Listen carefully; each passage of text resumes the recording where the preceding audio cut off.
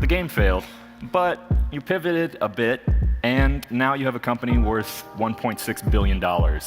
So, what went on there? How'd that happen? Vous avez peut-être déjà entendu parler de Discord. C'est un service qui sert à créer des formes de discussion textuelles et vocaux, principalement utilisés pour jouer en ligne. Nous, on l'utilise pour organiser des petits débats les jours où on publie une vidéo. Mais ce qui m'intéresse aujourd'hui, c'est le modèle économique de ce service, parce que son utilisation est gratuite, il fonctionne très bien, il a dû coûter cher à développer, et puis il faut payer maintenant les 200 employés qui y travaillent et louer les serveurs pour que près de 150 millions d'utilisateurs puissent utiliser ce service. Pourtant, depuis son lancement en 2015, ce service ne génère pas vraiment de revenus. Il n'y a aucune publicité, pratiquement rien à acheter, et s'il existe un abonnement premium, il ne sert à rien et est très peu populaire. Bref, si on peut voir comment la thune est dépensée, on ne voit pas très bien comment Discord en fait entrer.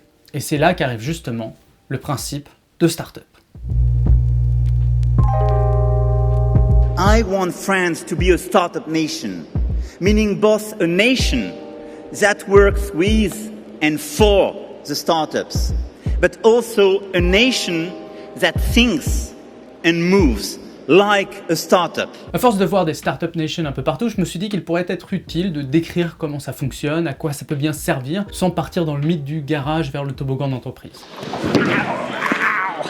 Une startup, c'est une entreprise qui vient de se lancer. Il n'y a pas vraiment de limite de temps. 5 ans d'existence ne semble pas empêcher l'utilisation du terme. Par contre, une nouvelle boulangerie n'est pas une startup, même si elle a ouvert hier. Pour qu'il y ait la notion de startup, il faut qu'il y ait la volonté de chercher à fournir un produit ou un service nouveau et une manière de le vendre. Ça, c'est la recherche d'un modèle économique. Celui de vendre du pain dans une zone géographique précise comme les 35 000 autres boulangeries françaises, ce n'est pas vraiment la même chose. L'autre caractéristique d'une startup, c'est la recherche de l'économie d'échelle. En gros, de produire un truc qui peut être vendu 100, 1000 ou 10 000 fois sans devoir augmenter son staff d'autant. Et c'est pour ça que beaucoup de startups lancent des plateformes, des services numériques ou déposent des brevets technologiques. Ce sont des activités qui évitent d'avoir à recruter un staff de milliers d'employés ou de construire des usines pour croître. La recherche du modèle économique, c'est un truc important parce que ça veut dire que pendant pas mal de temps, la startup va simplement perdre de l'argent. Elle n'a rien à vendre, ne produit aucune valeur, mais doit quand même payer ses locaux et ses employés. L'histoire du site créé en 2007, The Point, est un bon exemple. Vous n'en avez jamais entendu parler et c'est normal. C'était une plateforme conçue pour organiser des actions collectives.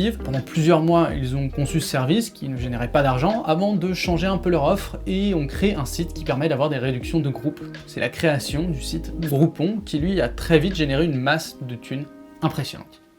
Le problème, c'est donc de financer le moment où l'entreprise ne rapporte rien, mais développe son produit et trouve comment le valoriser. Pour un business plus classique, c'est généralement une banque qui s'en occupe. Les personnes qui veulent ouvrir un restaurant vont voir leur banquier avec 43 923 documents et ils auront une chance d'obtenir un prêt. Dans le cas d'une startup, le risque est trop grand pour un banquier. Généralement, on parle de financer une personne avec une idée médiocre. Alors plutôt que de voir des banquiers, ce sont plutôt des investisseurs spécialisés qui vont aller y mettre quelques centaines de milliers ou millions d'euros. Généralement, ils investissent dans plusieurs projets en même temps. L'idée étant que 1 sur 10, 20 ou 50 va connaître un certain succès.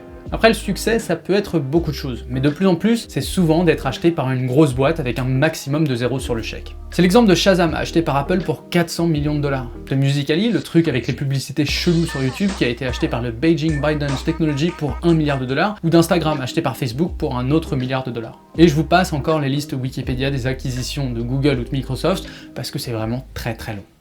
L'intérêt pour une grosse boîte d'acheter une startup est assez évident, c'est une manière d'outsourcer une partie de leur recherche et développement. Plutôt que de payer 35 personnes à essayer de deviner quels vont être leurs futurs produits, elles peuvent payer 3 ou 4 personnes qui vont regarder ce qui se passe sur le marché. Si une petite boîte est sur la piste d'un truc intéressant, alors il suffit d'arriver avec un chéquier, d'aligner les zéros et bam, la startup, ses marques, les brevets qu'elle a déposés et toutes ses connaissances, voire même ses employés, sont incorporés. C'est comme ça que Twitch a été acheté par Amazon. Plutôt que de développer sa propre plateforme de stream en live, Amazon devient du jour au lendemain le leader du secteur et connecte ce nouveau service à leur offre. Si être acheté est considéré comme un succès pour une startup, c'est parce que la thune, les investisseurs, les fondateurs et les employés, quand ils ont des parts de l'entreprise, vont pouvoir toucher une fraction du montant de l'achat. Au cœur de ce modèle, il y a donc une promesse, celle d'un profit futur pour les fondateurs, les investisseurs, mais aussi pour les employés. L'équivalent d'un ticket de loterie si tout se passe pour le mieux. Et l'avantage pour ces petites entreprises, c'est que cette promesse permet de maintenir des salaires relativement bas.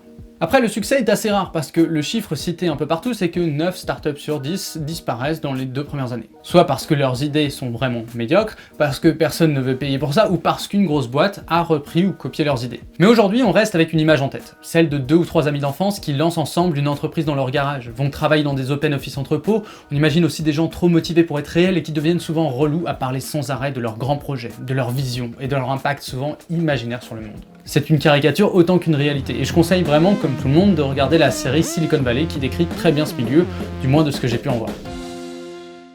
Ce qui est intéressant, c'est que les startups sont en train de changer. Internet n'est plus un espace vide, des centaines de milliers de plateformes ont été créées, et notre environnement est saturé de services en tout genre. Il existe aujourd'hui des géants qui dominent l'espace Internet, et de plus en plus, les startups qui connaissent un certain succès ne sont plus des applications ou des plateformes Internet. Il faut maintenant regarder du côté de l'intelligence artificielle, des drones, de la réalité virtuelle, des crypto-monnaies ou des véhicules autonomes. Autant de domaines où lancer une nouvelle entreprise demande immédiatement de plus grosses équipes, plus d'expertise, voire des moyens de production, et donc beaucoup plus de moyens que ceux nécessaires pour réaliser une plateforme internet. En tout cas, il en faut plus que 3 personnes motivées et 3 mois pour avoir un prototype. Et ça crée forcément quelques changements du modèle startup. Du coup, les stratégies des investisseurs s'adaptent, et plutôt que d'investir dans 20 ou 30 entreprises différentes, ils vont chercher plus longtemps des projets avec du potentiel, et avec de plus gros financements. Les grandes entreprises technologiques, elles aussi, adoptent des stratégies pour ne plus se faire dépasser. Elles forment de plus en plus des kill zones, des domaines où il est trop risqué de lancer une entreprise sous peine de voir son idée reprise par une boîte surpuissante. C'est typiquement l'histoire de Snapchat, qui après avoir refusé d'être acheté par Facebook en 2013, a vu ses fonctionnalités ajoutées petit à petit dans son service quelques temps plus tard. Même chose pour l'iPhone Air et son application Meerkat en 2015, qui s'est vu doublé par Periscope, acheté tôt et soutenu par Twitter. Bref, les entreprises se sont donné les moyens d'incorporer ou de concurrencer les nouveautés qui pourraient les mettre en danger. Après, il ne faut pas oublier que les startups sont loin de se limiter au milieu internet. Le milieu médical fonctionne aussi beaucoup avec des startups qui proposent des nouvelles molécules ou de nouveaux produits qui sont ensuite achetés par les grands du secteur. Des boîtes vieilles de plus de 100 ans mais qui savent comment servir de leur argent.